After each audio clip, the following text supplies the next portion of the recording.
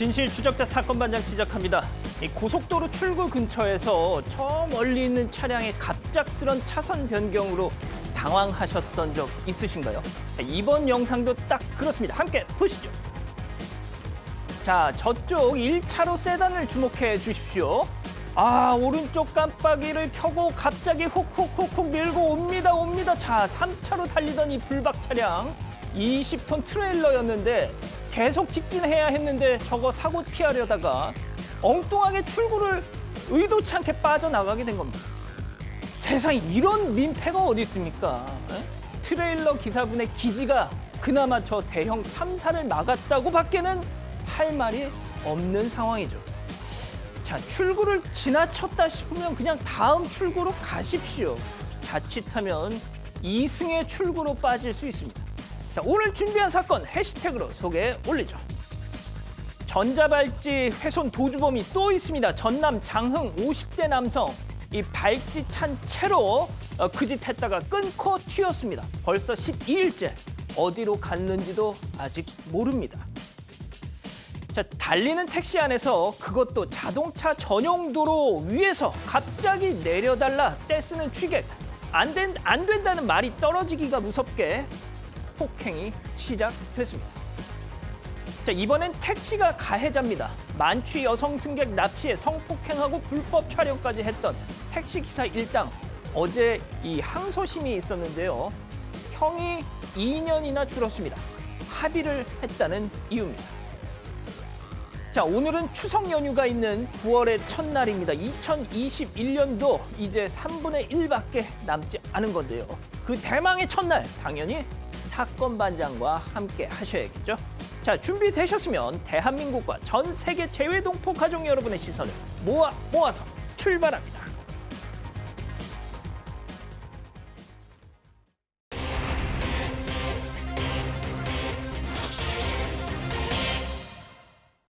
전남 장흥에서 전자발찌를 끊고 잠적한 50대 성범죄 전과자의 행적이 12일째 드러나지 않고 있습니다.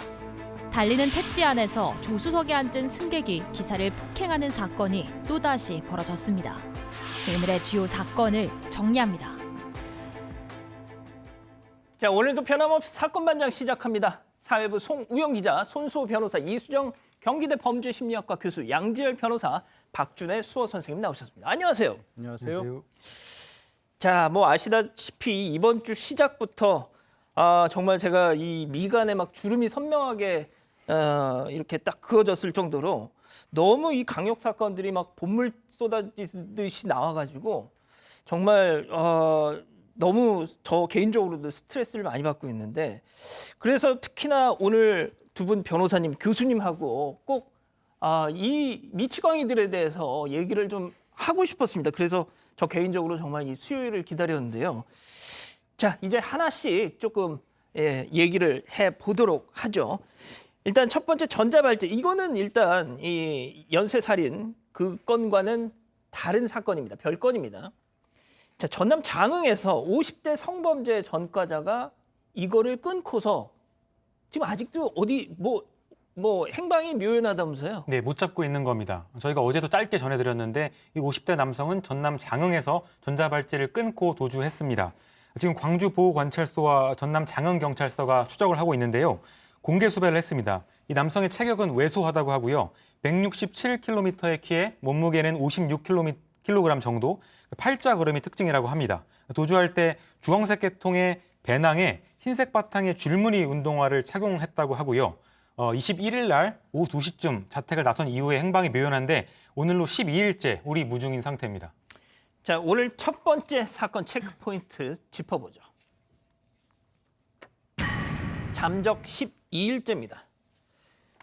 왜 도망간 겁니까, 지금 이게? 일단 뭐 확실한 거는 이제 검거를 해야 알겠지만 추측할 수 있는 부분이 이 남성 성범죄 전과자라 그랬지 않습니까? 예. 2011년경에 청소년 2명을 상습적으로 성폭력한 혐의로 재판을 받고 5년형을 선고를 받은 겁니다. 그래서 출소할 때 이제 이 전자발찌도 착용하도록 한 것인데, 근데 최근에 20대 여성으로부터 성폭력으로 또 고소를 당한 겁니다. 아이고. 그러니까 이 성범죄 전과자로서 전자발까지 착용하고 있었던 상황에서 또 성폭행을 저질렀다라고 본격적으로 조사가 시작될 그럴 시점이었거든요. 아마도 그래서 도주한 것이 아닌가 지금 추측하고 있습니다. 자, 그러면은 일단 그 현재까지 파악된 뭐 못 잡고는 있지만 어디로 갔는지도 모르지만 뭐 단서나 행적 같은 것들은 좀 있습니까? 네, 근데 전혀 지금 찾지 못하고 있다고 합니다. 지금 13일째 그렇게 한 건데요. 지금 자신이 사는 곳에서 차로 20분 떨어진 곳에 전자발찌를 끊어버리고 도망을 쳤습니다. 경찰에 물어보니까 그 이후에는 생활 반응이 전혀 안 나타나는 중이다라고 얘기를 했는데요. 그래서 경찰은 지금 이 남성이 산에 숨었거나 아니면 다른 지역으로 이미 도주했을 가능성을 열어놓고 있습니다. 도주 당일에는 소주와 초콜릿을 구매했다고 합니다.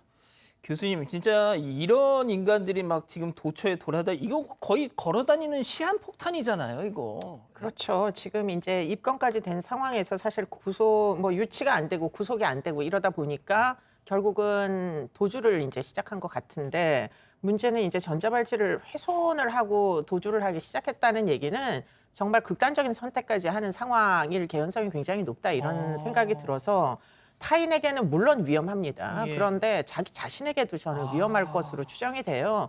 그렇기 때문에 정말 수단과 방법을 가리지 말고 이 사람 찾아내야 되는데 너무 안타까운 거는 경찰, 그러니까 지금 광주 보호관찰소에 이제 이 사람의 정보들이 있었는데 장흥 경찰서에서 이 사람을 추적한 이유는 아마 전자발찌 훼손 때문에 추적하기 시작했을 텐데 그때 지금 이 사람의 뭐 미성년자 성폭행 2회이고 그리고는 지금 고소를 당한 상황이고 뭐 이런 것들 다 알고 추적을 했는지가 저는 좀 그 궁금증이 들어요. 정보를 좀 공유를 했었으면은 아하. 멀리 도망가기 전에 빨리 잡을 수 있지 않았을까.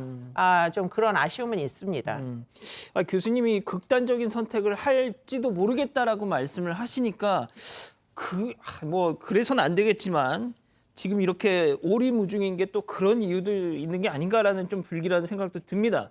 자, 그런데 이 장흥 이 마을에 살고 있던 그 주민분들은 이자가 그런 자인지도 몰랐다면서요, 지금. 네, 신상정보 등록이 있고 공개가 있는데 지금 이 사람은 10년 동안 신상정보를 이제 공개하도록 이미 조치가 취해진 상태입니다. 그런데요? 그런데 이 인근 주민들이 나는 전혀 몰랐다라고 지금 하소연하고 있는 거고요.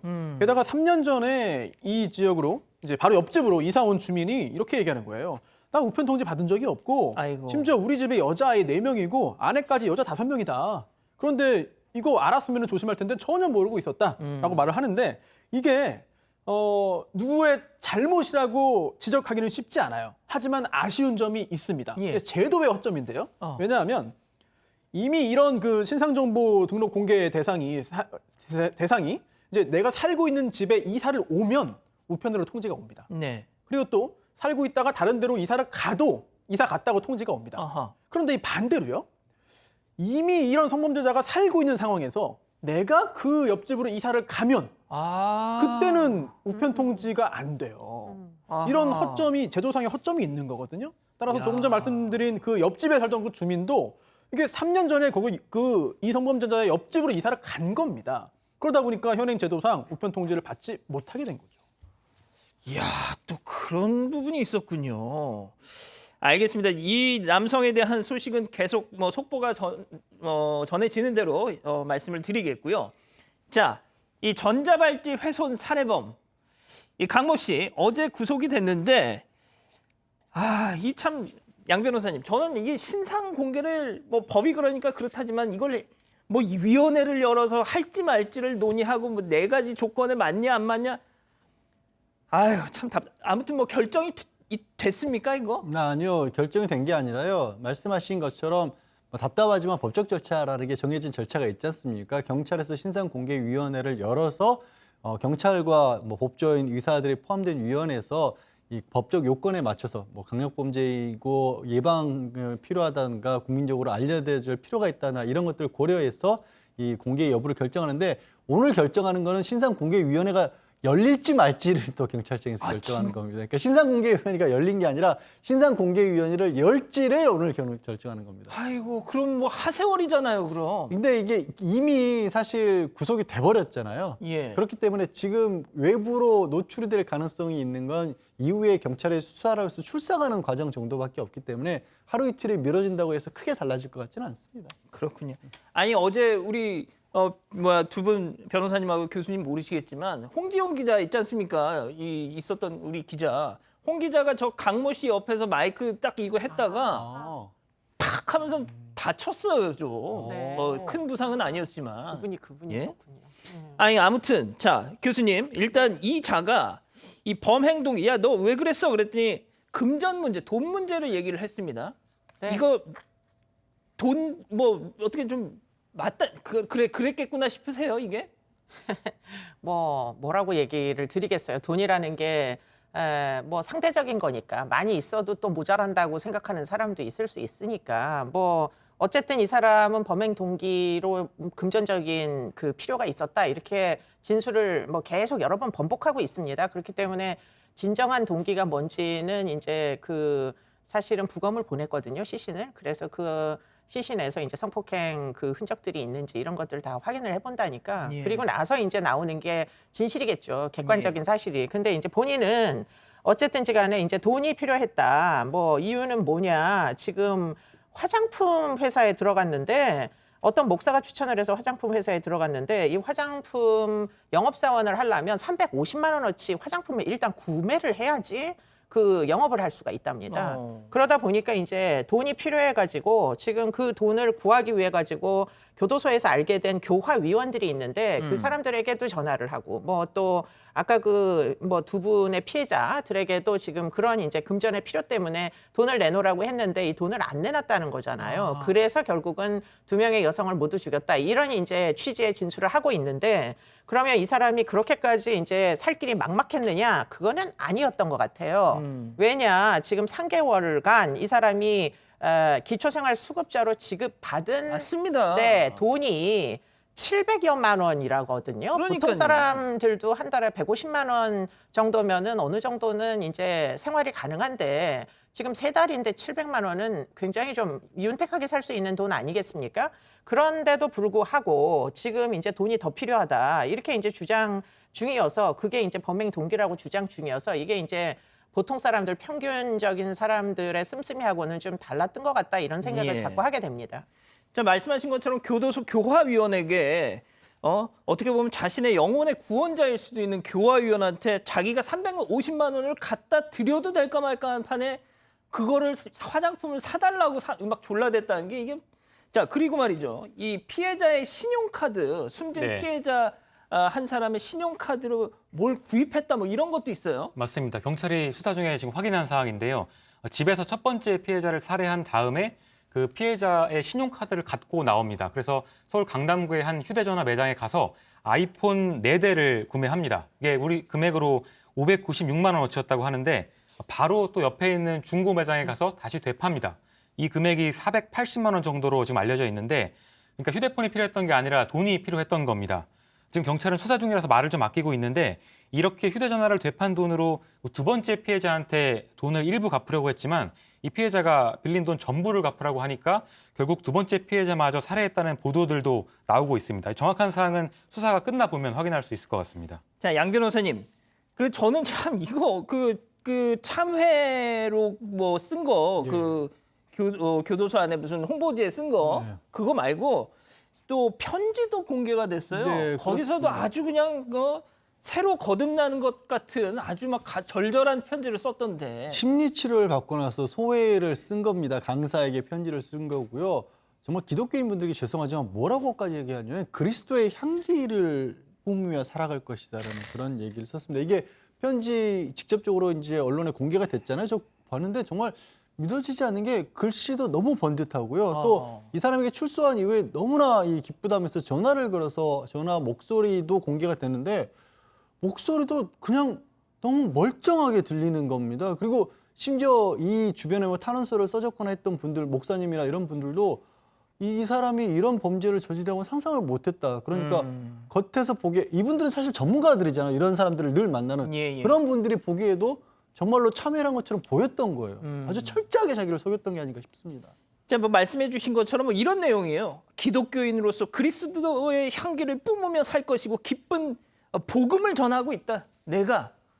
자, 그런데 제가 이 정말 이태희 전 법무부 교정본부장님이라는 분이 예전에 그 언론에 기고한 글을 제가 봤는데 많은 흉악범들이 형 확정 후에 손쉽게 종교에 귀의해서 열심히 활동하고 정말 단기간 내에 선행을 흉내내고 연습한다.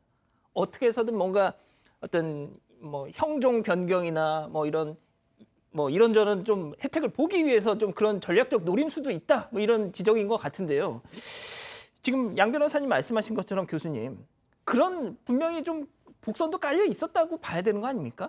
네, 뭐 그런 것이 틀림없어 보입니다. 이게 이제 이 사람이 그 사회보호법 적용 대상자이기도 했기 때문에 가출소를 앞두고 굉장히 많은 그러면 교도소 안에서 이 실적을 이제 성과를 내야 그 다음에 가출소가 되는 겁니다. 그렇기 때문에 수단과 방법을 안 가리고 다양한 종류의 프로그램에 이제 참여를 해가지고 본인의 죄질이 개선됐다는 거를 입증하기 위해서 거짓말로라도 편지도 쓰고 뭐 어디 공모도 하고 막 이랬던 것 같아요. 예. 그런데 이런 프로그램에 참여한 사람 중에 재범률이 제일 높은 오히려 프로그램에 참여해서 재범률이 오히려 높아지는 사람군이 그런 부류가 누구냐면 사이코패스입니다.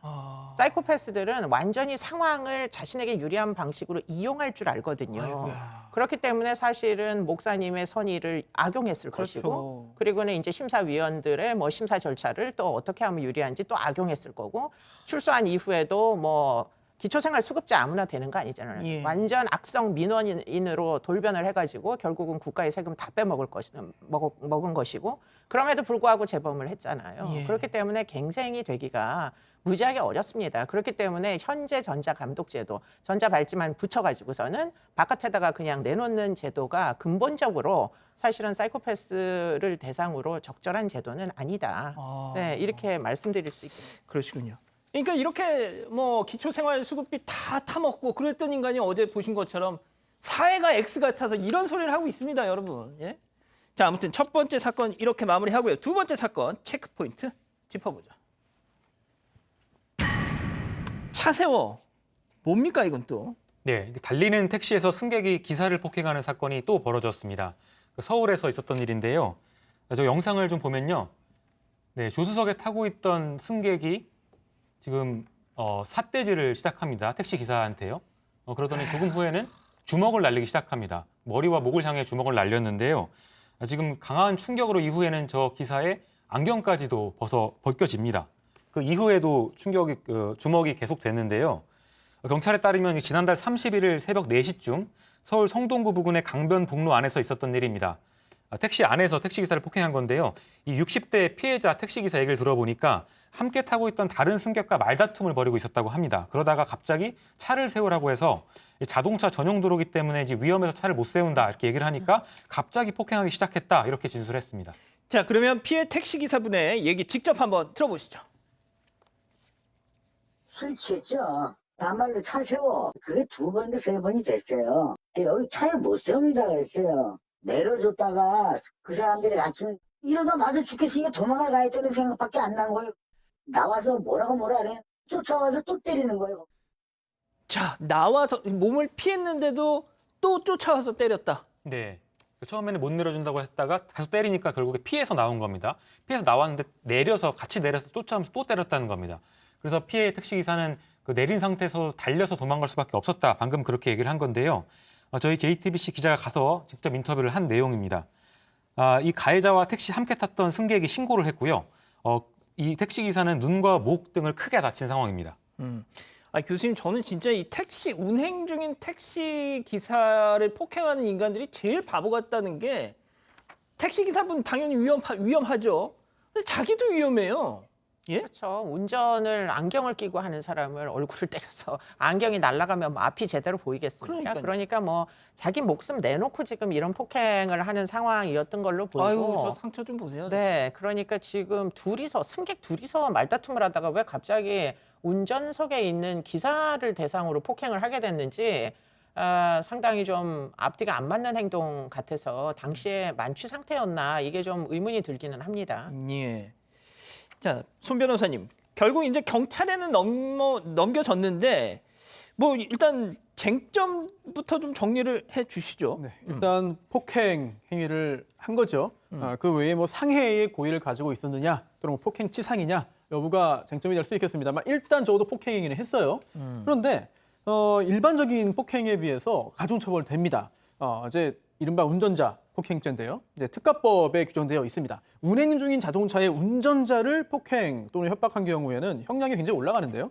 일반 폭행죄의 법정형이 2년 이하 징역 또는 500만 원 이하 벌금 그리고 과료인데 비해서 운전자를 폭행한 경우에는 5년 이하의 징역 또는 2천만 원 이하의 벌금입니다. 그리고 또 하나 큰 차이점이 일반 폭행죄는 반의사불벌죄예요. 그래서 합의하면 처벌받지 않습니다. 하지만 운전자 폭행죄는 반의사불벌죄가 아닙니다. 따라서 합의했다 하더라도 처벌로 이어질 수 있는 것이고요. 그리고 또 운행 중인 자동차의 운전자를 폭행했고 그로 인해서 사람을 이제 상해에 이르게 한 경우에는 3년 이상의 유기징역, 또 사람을 사망에 이르게 한 경우에는 무기 또는 5년 이상의 징역인데 예. 이때는 운전자만 대상으로 하는 게 아니라 운전자를 폭행해서 그 외에 다른 차량의 운전자 또는 뭐 이제 길을 지나가고 있던 예, 행인 그렇죠. 등등을 다치게 하거나 사망하게 한 경우에도 성립하는 범죄입니다. 예. 또 계속 쟁점이 되고 논란이 있었던 게 이게 운행 중이라는 게 도대체 뭐냐? 예. 뭐 택시나 버스나 가다가 서잖아요. 그래서 이런 경우에는 이런 그 여객자동차 운수사업법에 따른 그 사업에 이용되는 그런 자동차의 경우에는 가다가 또 승하차를 위해서 선 경우에 그때 폭행을 해도 이 운전자 폭행죄로 적용한다고 이제 그 현재 법률이 정해져 있습니다. 지금 손 변호사님께서 말씀해 주신 이런 내용들이 그 이용구 전 법무부 차관 때문에 정말 많은 분들이 좀 어느 정도 사전 지식이 생겼잖아요. 자, 그런데 이게 양 변호사님 쉽게 또 인정은 안 된다면서요. 쉽게 어떤 요건들을 좀 따져봐야 된다는 건데요. 아주 간단하게 말씀드려서 이제 손 변호사가 자세하게 설명한 것처럼 취지를 생각해 보면 자칫 운전 중인 차량의 기사분에게 폭행을 하면 2차 피해가 이어질 수가 있지 않습니까? 그런 상황이냐 아니냐를 보는 겁니다. 그러니까 법원에서 인정했던 판례나 인정하지 않았던 판례를 보면 예를 들어서 파출소 주차장에 들어간 상황이었다. 그러면 거기서 2차 피해가 일어나기는 어렵잖아요. 뭐 차를 세워놓고 승객이 이 요금을 지불하지 않고 도망가는 걸 택시기사가 따라갔다. 그때도 이제 교통사고가 일어날 확률은 없지 않습니까? 반면에 잠시 정차 중일 때는 생각해 보시면 이렇게 완전히 주차를 시키지 않고 그냥 브레이크에 발만 올리고 있고 네. 이런 경우도 있잖아요. 그럴 때 폭행을 하면 또 차가 움직이면서 또 사고가 날 수 아이고야, 있죠. 그렇죠. 그런 경우인가를 좀 따져보는 겁니다. 자, 교수님 마지막으로 한 가지만 더 여쭤볼게요. 어떤 영업 택시 기사분이 저희 이 기사에 이 댓글을 달았는데 12 취객 중에 열의 8이 조수석에 탄다. 그럼 일단 기사분 입장에서는 조수석에 타면 마음이 일단 불안해진답니다. 네. 그리고 말 두어 마디를 섞어 보면 이 인간이 날 때리겠다, 해코지를 하겠다 딱 느낌이 온대요. 그래서 이제 난동 폭행이 시작되면 진짜 퍽퍽 맞으면서도 계속 운전대를 놓을 수가 없잖아요. 네, 그렇죠. 네. 그러니까 진짜 그냥 하면서도 그냥 가야 된다는 겁니다. 네.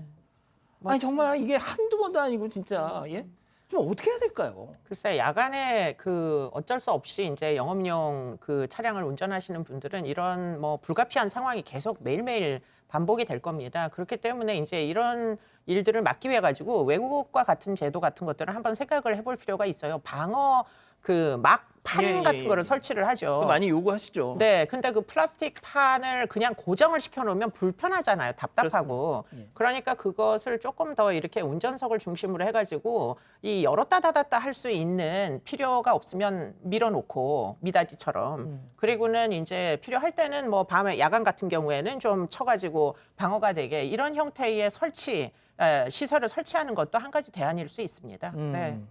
그렇군요. 알겠습니다. 오늘 사건 여기까지 짚어봤고요. 다음 오늘 인물 이어갑니다.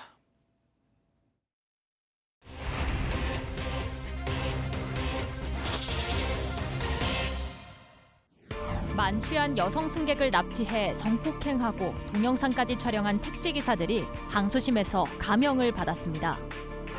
피해 여성과 합의했다는 이유로 양형이 부당하다는 피의자들의 주장을 인정한 겁니다. 오늘의 주요 인물을 정리합니다. 자, 이번엔 택시 기사들이 가해자입니다. 먼저 체크포인트 짚어보죠. 1심 형량 너무 무거워입니다. 자, 이거 저희가 한번 다룬 적이 있었는데 네. 먼저 내용부터 좀 정리를 해보죠. 네, 이번 사건은 택시기사 3명이 등장합니다. 지난해 10월에 광주에서 있었던 일인데요. 처음에 한 택시기사가 만취한 여성 승객을 태웁니다.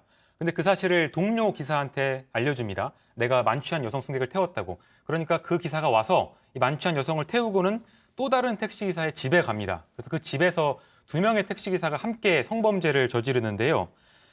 이 만취한 여성 승객을 성폭행하고 불법 촬영까지 했습니다. 결국 재판에 넘겨졌는데 이 범행 과정에서 이 3명의 택시기사들은 스마트폰 그룹 통화까지 하면서 범행을 저질렀다고 합니다. 자, 손 변호사님, 이거 약간 입에 담기도 민망해요. 이 구체적인 내용이. 그렇습니다. 하지만 그래도 이번 판결을 좀 분석하기 위해서는 당시 어떤 일이 있었는지를 먼저 좀 확인을 하고 넘어갈 수밖에 없겠는데요. 예. 우선 이렇게 술에 취한 승객이 택시 탔습니다. 그리고 그 택시를 몰고 있던 첫 번째 이제 운전 기사가 이 좀 전에 그 기자님이 이야기한 그 음성 채팅을 통해서 술 취한 사람 탔다 이렇게 말을 한 거예요. 그 일행들에게, 공범들에게. 예. 그러자 또 다른 운전자가 이제 그 얘기를 듣고서 내가 가겠다라고 해서 애초에 그 술 취한 승객이 이야기한 그 목적지 부근으로 갔습니다. 여기에서 일종의 이제 그 이 취한 승객을 넘겨받게 된 거죠. 아이고. 넘겨받고 그 다음에 또 다른 곳으로 향하는데요. 이게 이 사건의 주범의 집입니다. 역시 운전기사고요. 이제 주범의 집 앞으로 가서 이 2명이 또 만나서 이제 업고 집으로 데리고 들어간 후에 끔찍한 범행을 저질렀습니다. 자, 교수님 들으셨겠지만 저는 이게 진짜 제일 끔찍한 대목이 지들끼리 그룹 통화를 하면서, 그러니까 저는 이게 보니까 약간 그냥 전략적으로 의도적으로 광주 유흥가를 집중적으로 그 야밤에 돌면서 야, 저기 술 취한 여자 있다. 전 100% 그랬을 것 같아요. 네, 뭐 아마 피해자가 여러 명일 것이다. 만취했기 때문에 본인이 피해를 당했는지조차 모르는 여성들도 아마 있을 거로 추정이 됩니다. 그런데 지금 이 사람들이 한 수법이 이게 완전 텔레그램 박사방 수법입니다. 그렇기 때문에 이게 형을 줄일 일인지 형을 늘릴 일인지 한번 다시 재판부에게 좀 고민을 좀 해보십사 부탁을 드리고 싶은 게 지금 이 친구들이 사실은 디스코드라는 어플을 깔아놓고 지금 이 짓을 했는데요. 지금 텔레그램 박사방에서 지금 그 성착취물을 공유하고 그것을 이제 비밀 채팅방을 열어가지고 돈을 내고 들어가서 뭐 윤간 비슷하게 뭐 성폭행 노예라는 피해자를 불러다가 성폭행 비슷한 행위를 대신 시키고 그리고는 영상을 저장해 놓고 이런 행위가 있었잖아요. 지금 그것과 비슷한 일을 이 사람들이 한 겁니다. 계속 이제 같이 그룹 통화를 하면서 지금 주문을 해서 성폭행이 이루어지도록 이제 그 영상을 촬영을 했고요. 아마 영상에 어딘가에 등록이 돼 있을 거예요. 그리고 지금 박사방의 수법이 뭐냐면 아이디를 남기는 겁니다. 이 영상에다가. 예. 그렇기 때문에 피해 여성의 주민등록 사진, 주민등록을 모미에다가 올려놓고 아이고. 사진을 찍어가지고 이 영상물의 피해자, 주인공은 이 사람은 누구다. 그걸 이제 남기는 거죠. 그렇게 되면 영원히 이제 어떻게 보면은 뭐 각인같이 돼가지고 영상물이 영원히 사라지지 않을 개연성이 굉장히 높은 상황이 되는 거예요. 그렇기 때문에 지금 이제 인증샷 같은 이런 형태의 영상을 촬영을 했었다라는 얘기는 지금 아무리 피해자 가해자가 합의를 했더라도 영상이 재차 일정 기간 후에는 다시 살아나올 개연성이 높은 사건이다 이렇게 보시는 게 맞겠어요. 예. 자, 조금 속도를 내겠습니다. 손 변호사님. 네. 그래서 1심 재판부 판단이 어땠습니까? 네, 이제 택시기사가 승객을 보호해야 되는데 오히려 성범죄를 저질렀다. 비난 가능성 매우 크고 특히 이제 그 피해자와 합의가 당시 안 됐습니다. 그래서 피해자가 엄벌을 탈환하고 있다는 이유 등을 들어서요. 주범에게 징역 12년형 그리고 함께 범행을 저지른 이제 그 공범에게 징역 6년 또 처음에 이제 연락을 한 방조범에게 징역 4년형을 선고했습니다. 이 중에서 공범 C씨는 이제 항소를 포기했고요. 나머지 다른 피고인 2명이 항소를 해서 2심 재판이 진행됐습니다. 자, 그런데 항소심에서 분위기가 좀 달라졌습니다. 네, 판결도 달라졌습니다. 주범을 먼저 보면요. 징역 12년이 나왔었는데 징역 10년으로 줄어들었습니다. 이유는 방금 변호사님 말씀하신 것처럼 합의가 가장 주된 이유였습니다. 1심에서는 아니었는데 2심에 와서 피해자들과 합의했다. 그 이유로 징역 10년을 선고했고요. 방조범이 있습니다. 그러니까 처음에 그 여성을, 술 취한 여성을 태웠다 이렇게 알려준 사람. 이 사람은 성폭력 범죄를 직접 실행한 건 아닌 점, 그리고 가족들과의 유대 관계가 끊기지 않아서 향후 재범 억지에 어느 정도 긍정적인 영향이 있을 것 같다. 이런 이유 등으로 징역 4년을 취소하고 징역 3년에 집행유예 4년 선고했습니다. 자, 지금 나가고 있네요, 내용이. 양 변호사님, 뭐 합의를 했습니다. 합의를 한 것까지는 좋은데, 이게 감형의 사유, 지금, 그러니까 그 감형을 해주더라도, 합의를 해서 감형을 해주더라도 사안을 좀 봐야 될 거 아니냐라는 지금 말씀들을 우리 가족 여러분들이 다 해주고 계세요. 사실 그 부분이 법원도 늘 고민인 거예요. 그런데 이게 뭐냐면 우리가 형법은 국가가 개인들 간의 생활에 개입을 하는 거잖아요. 개인이 잘못한 것에 대해서. 그런데 피해를 입은 사람이 나는 괜찮다고 해버리면 그 상황에서도 국가가 직접적으로 개입을 어느 정도까지 하는 게 맞느냐가 늘 이 법원의 사실 고민인 겁니다. 아예 어떤 법들은 아까 저희가 운전기사 폭행 때 다뤘듯이 어떤 문제 폭행 같은 경우에는 아예 국가가 개입할 여지가 없다고 법으로도 정해놨지 않습니까? 그러다 보니까 이런 일들이 항상 갈등을 빚는데 중요한 거는 진짜 합의일까 이런 부분들도 참 문제는 남아요. 그래서 이게 사실 민사상으로 이 처벌과 이 가해자들은 처벌과 별개로 이 개인이 입은 손해에 대해서 민사상으로 충분한 손해배상이 이루어지면 형사 절차에서 합의라는 것에 의해서 좀 쫓기듯이 마지못해 내주는 합의는 좀 줄어들 수도 있지 않을까 하는 생각해 봅니다만 어찌됐든 그 두 가지 의미 합의를 했는데 피해자가 원치 않은데 그럼 국가가 개입하는 게 과연 어디까지 개입해야 될 것이냐 그게 하나가 있고 두 번째는 합의는 진짜 합의일까 이건 정말 법정에서 늘 숙제가 되는 겁니다. 예. 자, 근데 앞서 이제 교수님께서 말씀하신 것처럼 이 피해자의 그 쓰러져 있는 피해자 몸에 피해자의 신분증을 올려놓고 그걸 촬영을 했어요. 솔직히 그게 지금 어디로 가는지 누가 압니까? 그게 어디에서 지금 떠돌고 있을지. 근데 이제 합의를 했다고 2년을 깎아준 건데 교수님 저는 솔직히 이게 좀 아닌 것 같아요. 저도. 그러니까 디지털 성범죄의 특이성을 법정이 아직 모르는 거죠, 재판부가. 그러니까 강간은 합의가 감형의 이유가 될 수 있습니다. 그런데 오프라인 성범죄와 달리 온라인 성범죄는 영상이 남아있기 때문에 합의를 안 해줄 수가 없어요. 어디다가 올렸는지, 영상이 어디 있는지는 결국 피고인밖에 모르는 거니까 피해자 입장에서는 그 영상을 제발 올리지 말라. 이렇게 이제 결국은 부탁을 해야 되는 입장에서 어떻게 합의를 안 해줍니까? 그거를 감형의 사유로 삼기에는 일단 디지털 성범죄의 특성은 적절하지 않다. 네, 그렇습니다. 알겠습니다. 이건 조금 더 생각을 해봐야 될 문제 같네요. 자, 오늘 인물 이렇게 정리하고요. 다음 오늘 법 이어갑니다.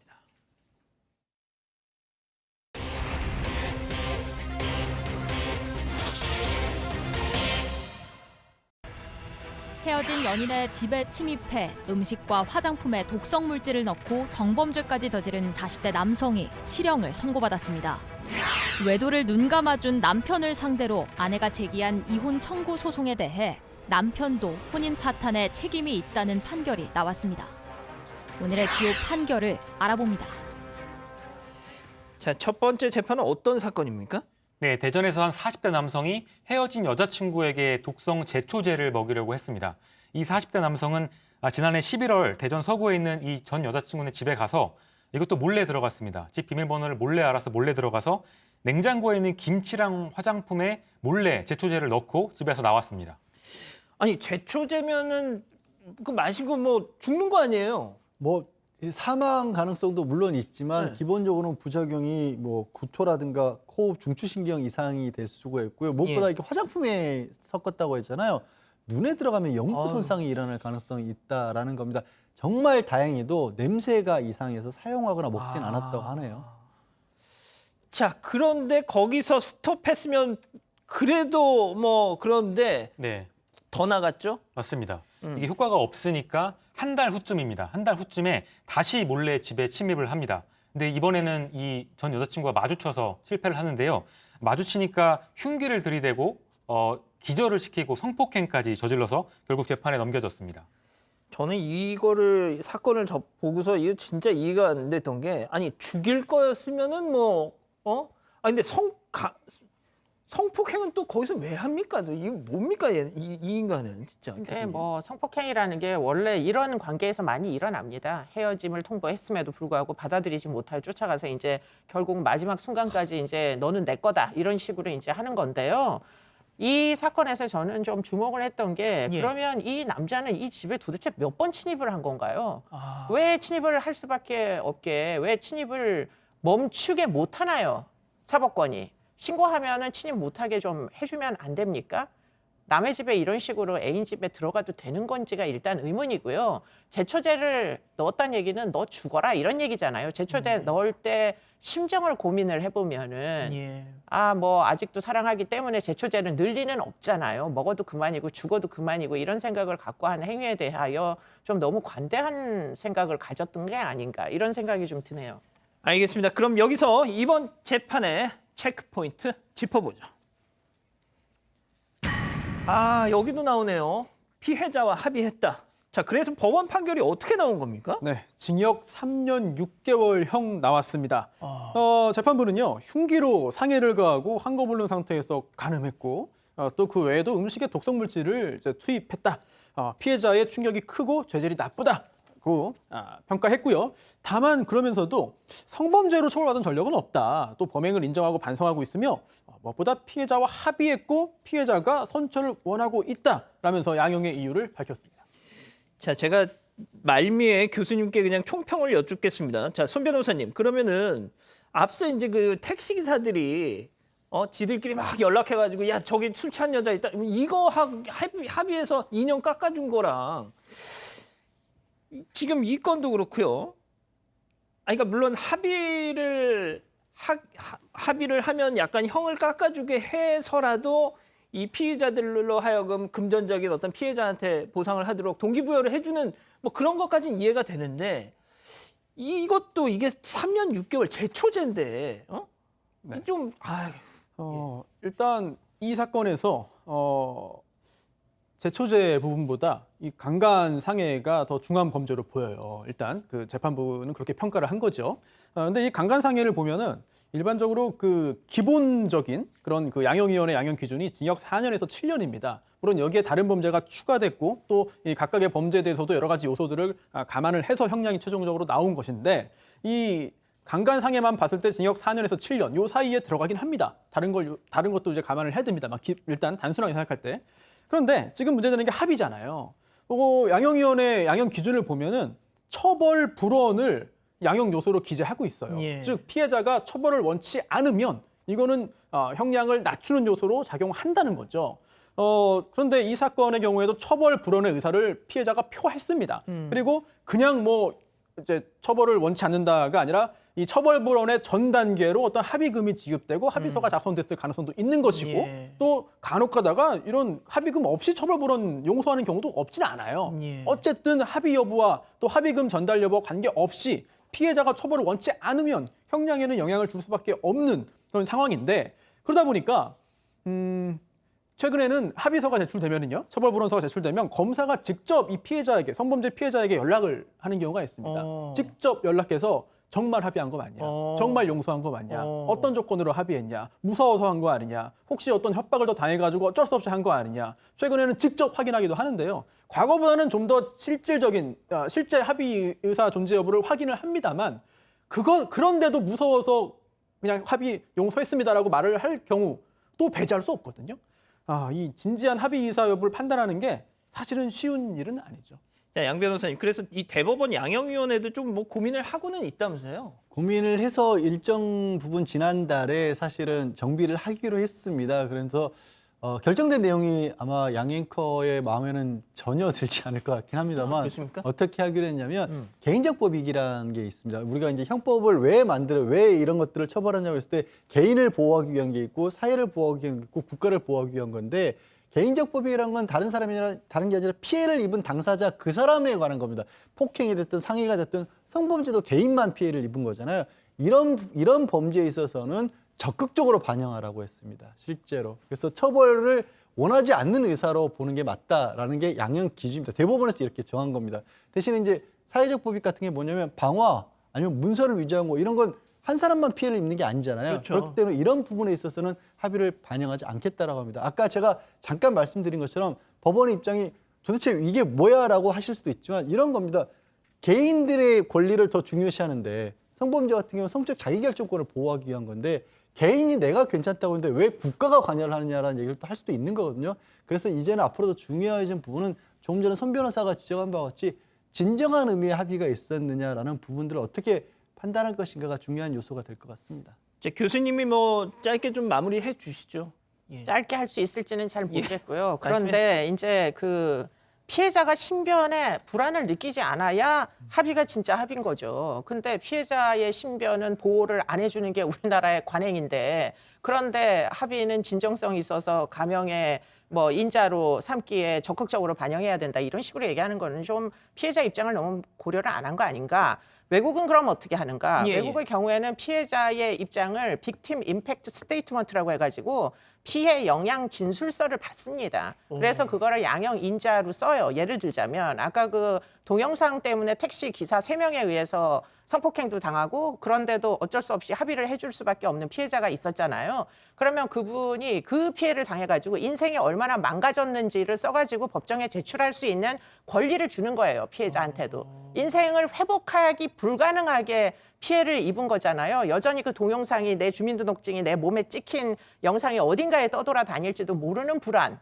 그러면 완전 사회불안이 돼가지고 사회생활 할 수가 없거든요. 못하죠. 그러면은 그런, 내가 그 범죄로 이 모양 이 꼴로 내 인생이 망가졌다라는 진술서도 뭐 탄원서나 무슨 합의서 못지않게 양형인자로 고려를 해달라. 예. 예, 그러면 피해자 입장도 반영하고, 그리고는 그럼에도 불구하고 어쩔 수 없이 합의를 했다면 그 대목도 한번 고려를 하고, 그래서 이게 진정성이 있는지 없는지 양형위원회에서 그런 인자를 좀 발굴하시면 안 될까요?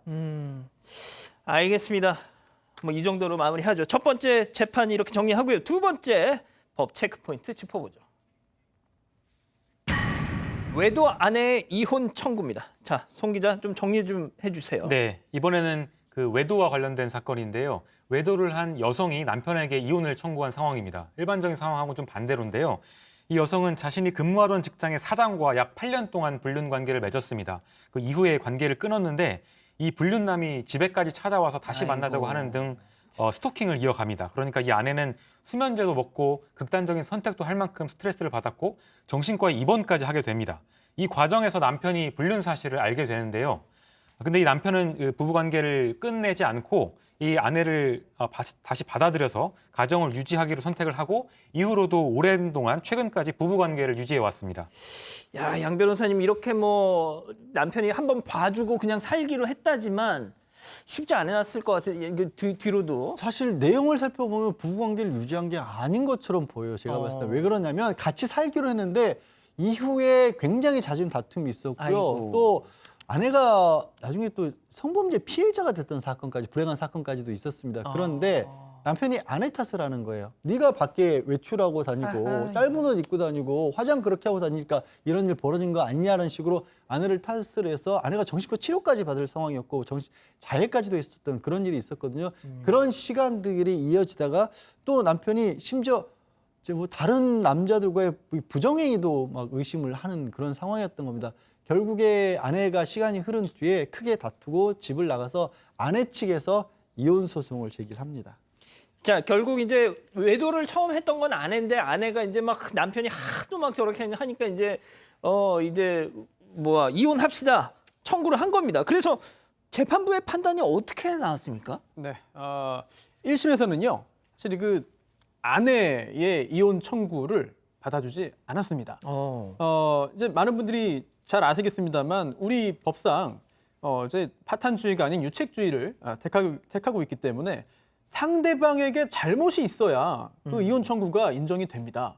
그리고 그 이혼 법적으로 이제 인정되는 그런 재판상 이혼 사유는 우리 법에 명시되어 있거든요. 그래서 이러한 상황에 해당이 되어야만 이혼 판결을 받을 수가 있는데 법원은 이 사건에서 아내가 유책 배우자다. 더 정확히 말씀드리면 남편은 남편에게는 이혼 사유가 없다. 서로 유책 배우자면 이혼 청구할 수 있거든요. 그렇죠. 따라서 아내를 유책 배우자로 단정했다기보다는 남편에게 잘못이 없다라고 봐서 1심에서는 아내의 이혼 청구를 기각했습니다. 그러니까 너는 이혼을 하겠다고 이렇게 할 자격이 없어. 이렇게 한 거죠. 자, 그런데 대법원의 판단이 달라졌습니다. 대법원은 혼인관계가 파탄이 난 건 맞는데 그러면 과연 누구 잘못 때문에 이 혼인관계가 파탄이 나느냐를 따져보자는 거예요. 이전에 있었던 부정행위 한 것 때문에 지금의 혼인관계 파탄이 났다고 볼 것이 아니라 그 이후에 아내가 다른 어떤 부정행위를 한 게 없다라면 남편이 아내를 못 잊고 아내가 정신과 치료를 받아야 할 정도로 굉장히 심각하게 의심하고 또 아내의 행동까지도 제한을 했지 않습니까? 그러니까 뭐냐면 과거의 아내의 불륜 때문에 이 혼인관계가 파탄이 난 게 아니라 이후에 남편의 행동도 잘못한 것처럼 보인다라는 거예요. 그러니까 이 혼인관계가 파탄난 이유가 뭐 때문에 파탄이 난 건지를 다시 한번 살펴보라고 되돌려보냈습니다. 근데 그 손 변호사님 어떻게 보면 진짜 그 물론 뭐 양 변호사님 설명처럼 뭐 이후의 결혼 생활을 비춰보면 둘 다 잘못이 있죠. 그런데 뭐가 됐든 시작점, 출발점은 아내 외도였잖아요. 네. 자, 그런데도 이제 대법원이 이런 판단을 내렸다.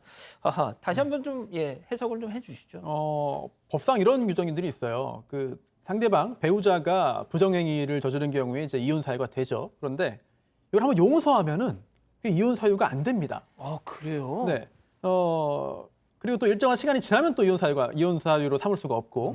근데 이 사건에 있어서는 애초에 근원을 거슬러 올라가면 뭐 그 이상 더 뭐가 있는지는 모르겠지만 일단 아내의 외도가 존재한다는 거죠. 주장은. 물론 그게 증명된 것 같지도 않습니다만. 이런 상황에서 설령 그런 일이 있었다 하더라도 이미 용서를 했다. 그렇다면 그거 자체가 이혼 사유가 될 수 없는 것이다. 라고 볼 수 있는 그래요? 것이고 또 지금 현재 이혼 사유가 누구에게 있느냐, 이혼 사유 존재하느냐 여부를 판단하는 그 시점이 이제 사실심 변론 종결 시점입니다. 즉 2심 판결 변론 종결할 때거든요. 그때를 기준으로 해가지고 누구한테 잘못이 있느냐 이 부분을 따져야 된다는 거죠. 자, 교수님, 근데 저는 이제 이 내용을 듣다 보니까 애초 그냥 처음 그 아내의 외도가 이렇게 딱 확인되고 그랬을 때 그냥 차라리 그때 헤어졌던 게 서로를 위해서 더 나은 게 아니었을까 뭐 이런 생각도 좀 드네요. 네, 저도 그렇게 생각합니다. 네. 예. 혼인이 뭐 꼭 유지돼야 된다고 전 생각을 하지 않기 때문에 유지되지 못할 사유가 발생하면 즉시 헤어지는 게 더 큰 불행을 막을 수 있는 대안이다. 전 개인적으로는 그렇게 생각해서 지금 이 사건도 너무 둘 다 안타깝지만 가정의 평화를 위해서 애당초에 헤어질 걸 뭘 이렇게까지 갔는지 잘 모르겠어요. 네. 그렇죠. 그런 측면이 좀 있습니다. 자, 알겠습니다. 오늘 법 이렇게 마무리하고요. 사건 X파일 이어갑니다.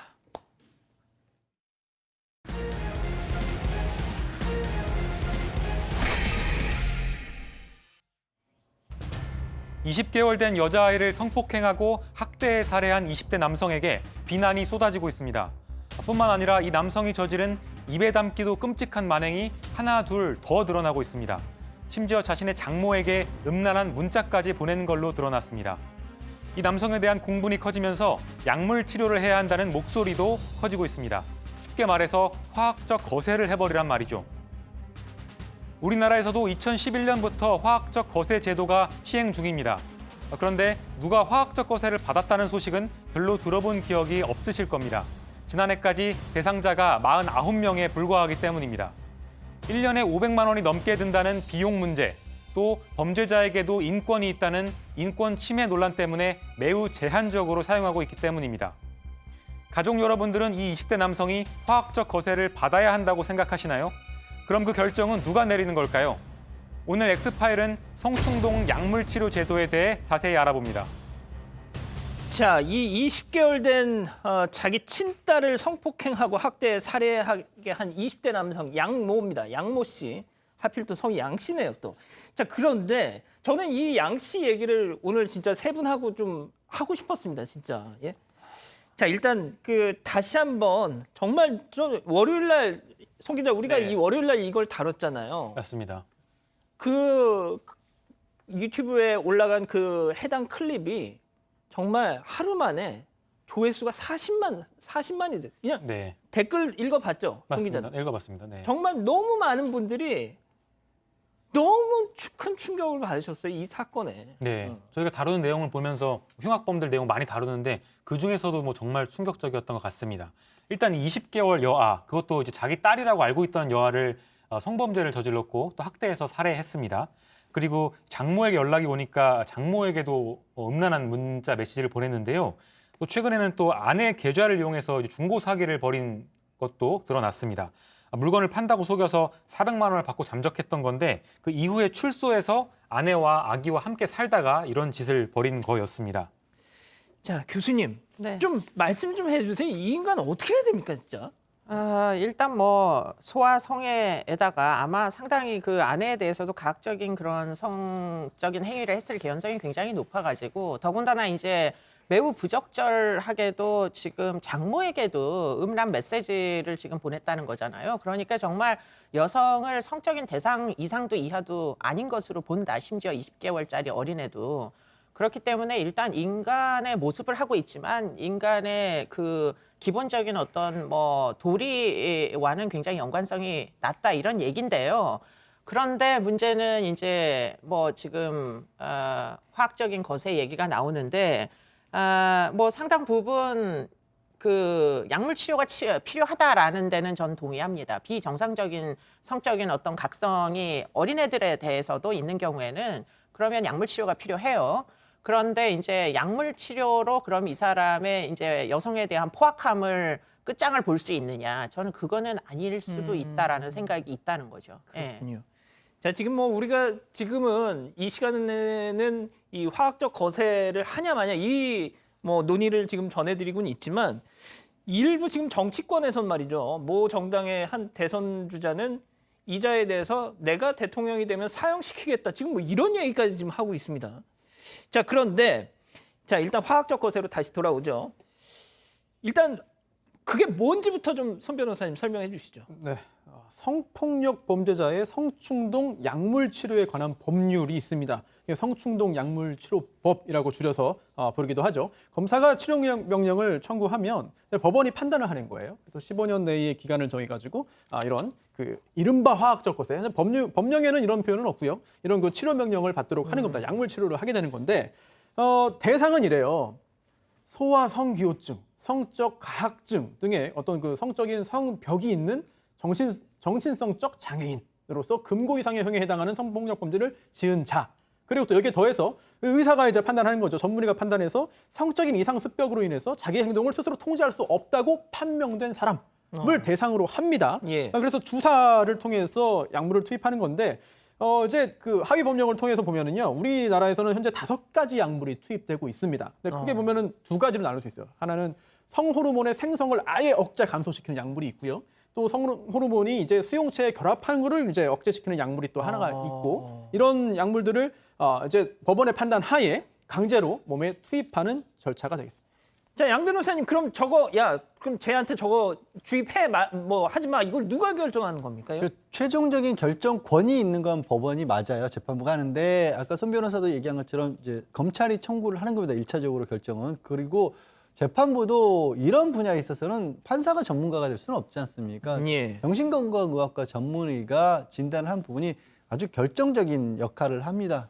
정신건강 전문의의 역할을 지원을 받아들여서 법원이 보는 건 이제 얼마만큼의 중대한 범죄를 저질렀느냐. 예. 거기에 전문의가 이 사람은 지금 정상적인 어떤 판단할 수 있는 상황이 아닌 겁니다라고 그렇게 결정을 하면 시행을 하게 됩니다. 자, 교수님, 근데 지금 우리 가족 여러분들이 무슨 말씀하시냐면, 야, 무슨 화학적 거세, 그럼 뭐 사람들이 했는지 안 했는지 어떻게 알아? 겉모습만 봐서. 차라리 그냥 물리적 거세를 해라. 지금 이런 얘기까지 하고 계세요. 어떻게 좀 생각하십니까? 근데 거세가 답인지를 한번 생각을 해보셔야 돼요. 앞서 말씀하신 것처럼. 네, 성범죄자들 중에 그 발기부전을 갖고 있는 사람 생각보다 많은 거 아세요? 정말입니까? 네, 남성 호르몬 때문에 성폭력을 하는 게 아닐 수도 있다는 얘기입니다. 자기보다 약한 사람을 이제 굴복시키고 그 위에 군림하고 이런 욕망 때문에 성폭행을 하는 사람들도 다수 있기 때문에 이게 단순히 남성 호르몬만의 문제가 절대 아니에요. 그리고는 또 한 가지 우리가 좀 근본적으로 생각해 봐야 되는 게 아까 그 루크린 나왔는데 그 지금 약물을 주사를 놓는다고 영원히 남성성이 박탈되는 거 아닙니다. 그렇기 때문에 약물을 끊는 즉시 맞습니다, 다시 맞습니다. 남성성이 회복이 예, 됩니다. 그렇기 때문에 이 약물을 그럼 영원히 할 수 있느냐. 그랬다가는 신장과 간이 다 망가져요. 그렇기 때문에 지금 그래서 많이 못하는 겁니다, 이거를. 그렇기 때문에 더군다나 이거에 이제 동의 없이 주사제로 투약하는 게 이게 현실적으로 무지하게 어렵습니다. 막 이제 거부하는 경우에 이게 이제 약물 투약이 주사제로 가능할 거냐? 현실적으로 무지하게 어렵고요. 또 이제 본인의 의사에 반해가지고 이게 말이 치료인데 이거 치료할 수 있느냐? 그래도 되느냐? 알 수 없죠. 외국은 그래서 지금 이 약물을 동의를 받아가지고 대체 형벌의 형태로 너 징역형 갈래 아니면은 약물로 보호관찰 받을래 선택하게 만듭니다. 더 살래? 네, 그렇습니다. 어. 그렇기 때문에 이제 그런 경우에 뭐 가석방의 조건으로 약물을 약을 먹겠다고 투약을 한다거나 그리고는 약물을 남성 호르몬 억제제를 쓰는 게 아니고요. 외국의 경우에는 여성 호르몬 촉진제 비슷한 걸 씁니다.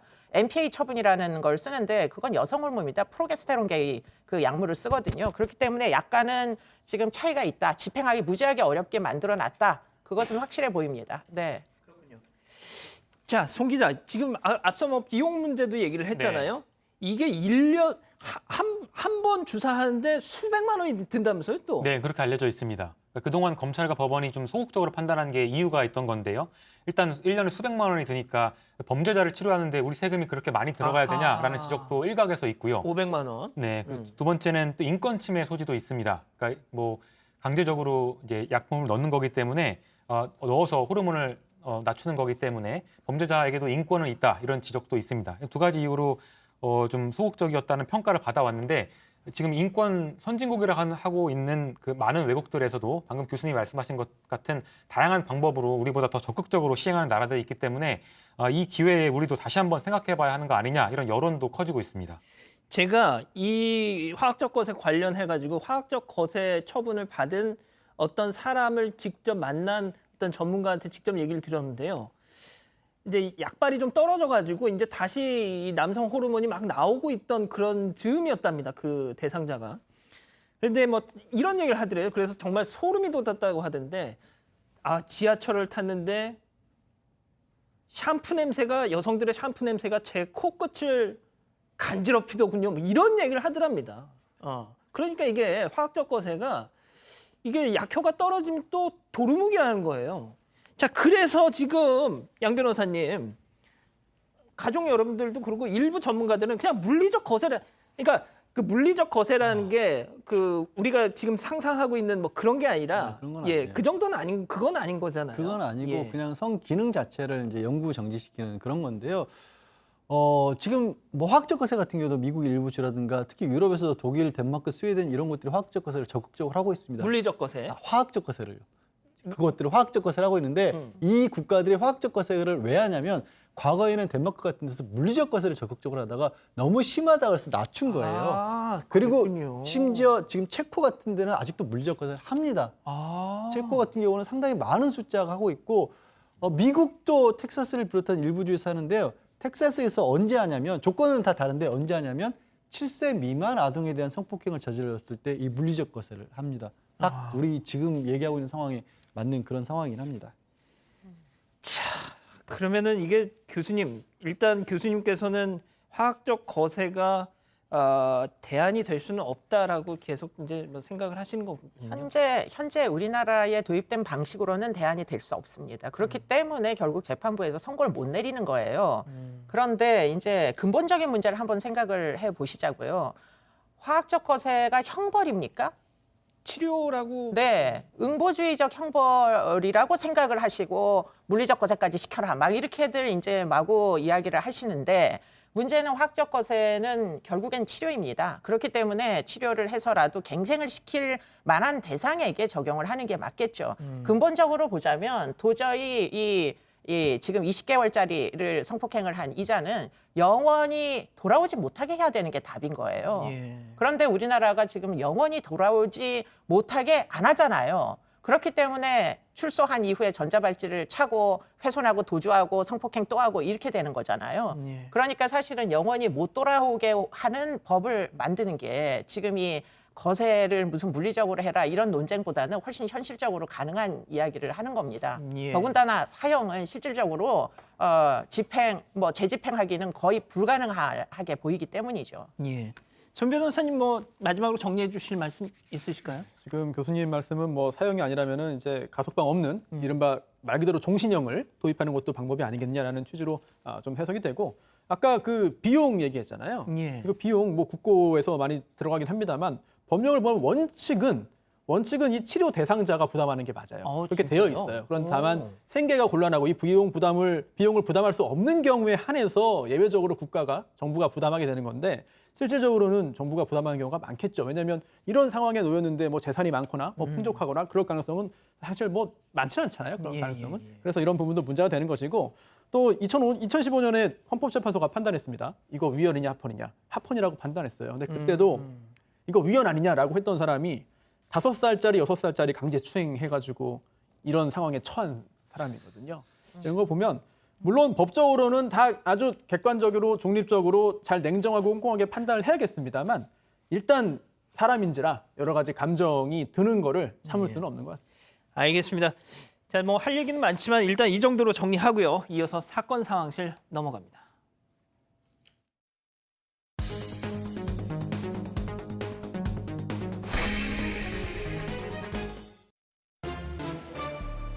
지금 이 시간 사건 상황실에 올라온 화제의 뉴스입니다. 1조 3천억 원어치의 필로폰을 멕시코에서 국내로 몰래 들여온 30대 마약 사범이 구속됐습니다. 2019년 12월과 지난해 7월 두 차례에 걸쳐 필로폰 404.23kg을 밀수입한 혐의를 받는 30대 마약 사범. 호주 국적의 공범과 함께 마약을 멕시코에서 수입한 헬리컬 기어 20개에 숨겨서 들여왔는데요. 헬리컬 기어는 비행기 감속 장치에 사용되는 부품으로 원통형으로 된 부품 내부에 필로폰을 넣어서 국내로 반입했습니다. 이번에 적발된 필로폰은 무려 1,350만 명이 동시에 투약할 수 있는 양으로 국내 마약 밀수 사상 최대 규모입니다. 지난 5월 호주 세관이 한국을 경유지로 이용해 멕시코로 들여온 대형 기계 부품에서 필로폰을 발견했는데 이 때문에 세 나라의 공조 수사가 이뤄지면서 이번 밀수 사건이 드러났습니다. 오늘 오전 충남 당진시에서 싱크홀이 발생했습니다. 다친 사람은 없었지만 차 한 대가 지하로 매몰됐습니다. 밤사이 많은 비가 쏟아지면서 한 주차장의 집안이 가라앉은 건데요. 폭과 깊이가 최소 2m 이상 되는 이 싱크홀에 주차돼 있던 SUV차 절반가량이 빠졌습니다. 다행히 차 안이나 근처에 사람이 없어서 인명피해는 발생하지 않았습니다. 대부분의 지역에 호우특보가 내려진 충남 지역, 밤사이 많은 비와 강풍이 몰아치면서 피해가 속출했는데요. 길가에 나무가 쓰러지거나 도로나 주택, 지하로가 침수되는 등 총 90여 건의 시설 피해가 접수된 것으로 전해졌습니다. 아, 이 싱크홀 주말에 이거 싱크홀 보러 갈까 생각 중인데 이거. 네? 네. 그 영화 같은 장면이 진짜로 좀 네. 일어난 건데요. 다행히 뭐 인명 피해는 없었습니다.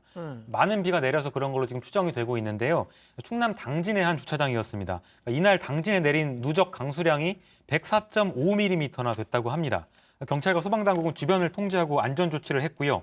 당진시는 긴급 복구에 나선 상황입니다. 그렇군요. 자, 교수님.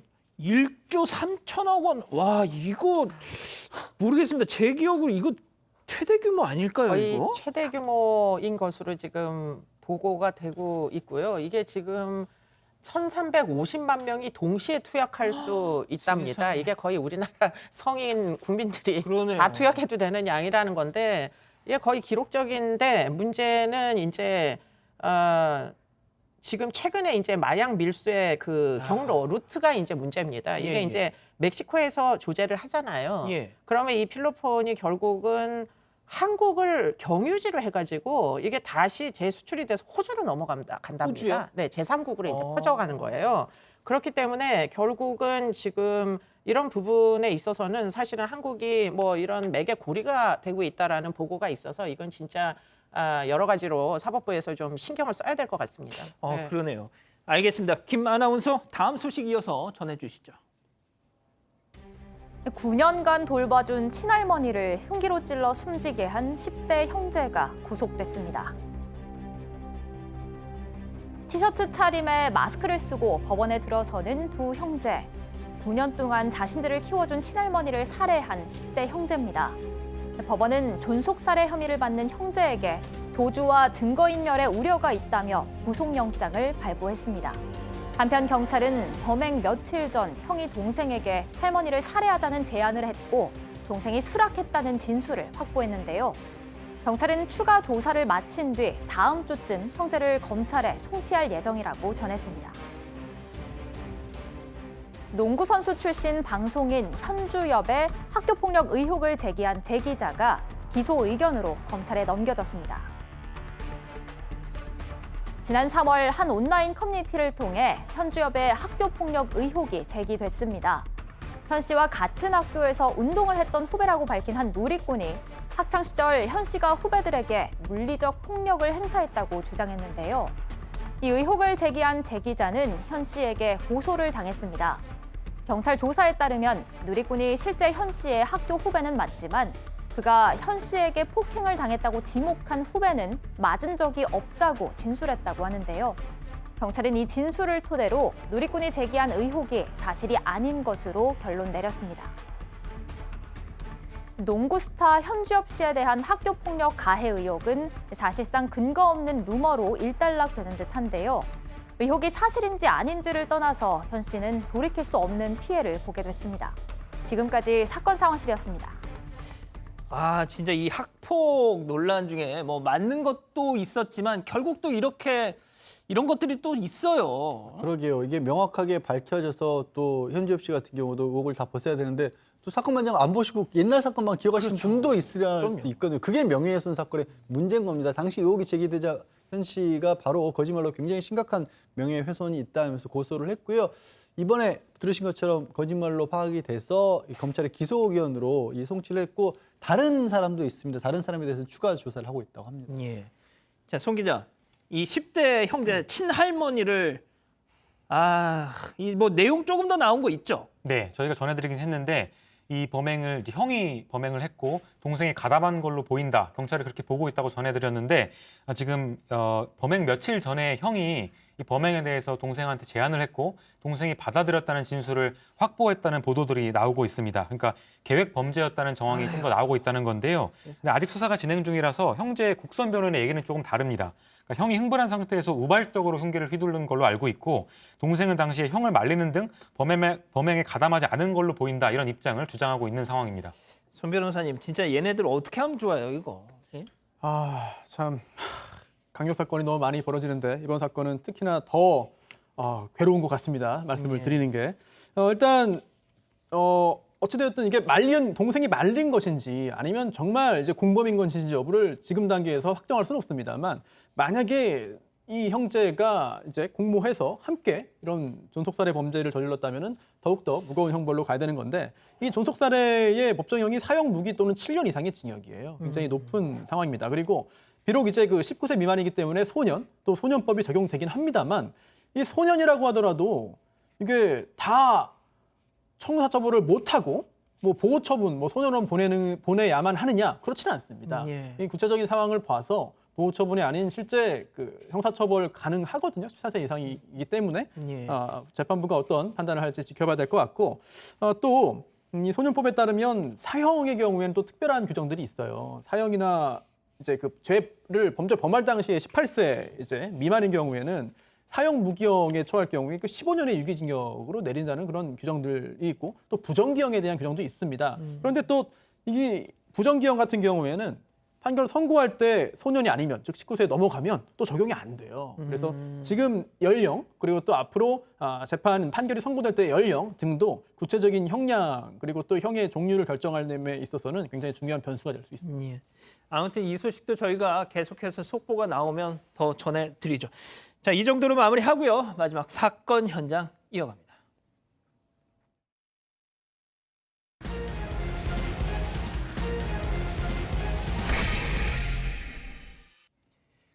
자, 신개념 소통방송 사건반장 우리 가족 여러분 사연 기다리고 있습니다. 자, 오늘 사연은 좀 특별합니다.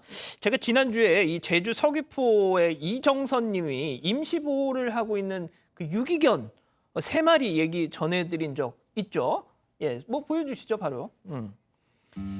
자, 쟤네들 말이죠. 예, 특히 저 흰 양말, 지금 흰 양말, 저 댕댕이 방송에서 제가 입양해 주실 분을 좀 찾고 있다.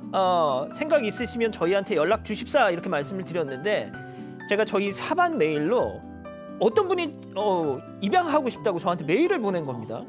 저는 솔직히 이걸 주선을 해드리면서도 에이 뭐 되겠어 이게 막 했는데 세상에 저 지금 보시는 흰 양말 제뿐만 아니라 나머지 2마리를 다 입양을 하셨어요. 세상에 군산에 사시는 문지연님이 제주에서 얘네들을 배로 넘겨받아서 지금 새 집으로 가서 지금 물 먹고 있는 겁니다. 예뻐.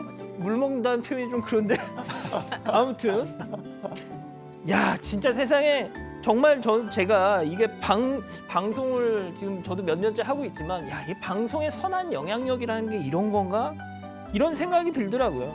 양 변호사님 사건 반장 이런 프로그램입니다. 무시하지 마세요 진짜. 무시를 제가 언제 오늘 굉장히 MBC 좀 나가지 마세요 진짜. 오늘 굉장히 강력 사건들이 많아서 마음이 무거웠거든요. 예. 고맙게도 문지연 씨가 저희를 좀 치유해 주시네요. 그러니까요. 알겠습니다. 자, 오늘 찾아갈 첫 번째 현장 일본으로 가보시죠. 콘서트장인가요? 네, 사람들이 음악에 맞춰서 춤을 추고 환호성까지 지르고 있는 곳입니다. 일본 아이치현에서 열린 일본 최대의 힙합 페스티벌 나미모노 가타르입니다. 지난달 말에 이틀간 치러졌는데 이 야외 음악 축제에 8,000명이 넘는 관객들이 몰려들었다고 합니다. 유명 힙합 가수들이 공연을 펼치고 있고요.